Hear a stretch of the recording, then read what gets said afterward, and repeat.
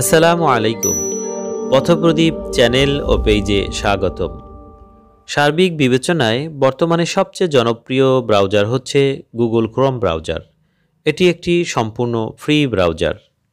Windows 7-এ Google Chrome open করলে একটি মেসেজ শো করছে, তা হচ্ছে to get future Google Chrome updates you will need Windows 10 or later. এটি পিসি কিংবা ল্যাপটপে অপারেটিং সিস্টেম হিসেবে যারা এখনও উইন্ডোজ 7 ইউজ করেন তাদের জন্য নিশ্চয়ই একটি দুঃসংবাদ।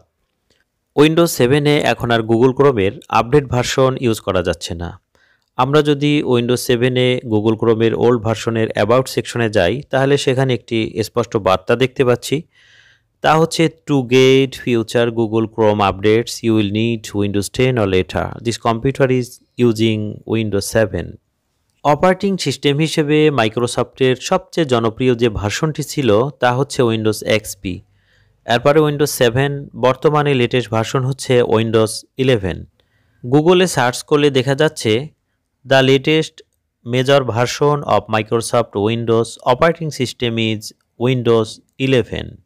অপারেটিং সিস্টেমের সাথে তাল মিলিয়ে অন্যান্য সফটওয়্যার নির্মাতাগণ তাদের সফটওয়্যারগুলোকে উন্নত সেবা প্রদানের জন্য নিয়মিত আপডেট করে যাচ্ছেন।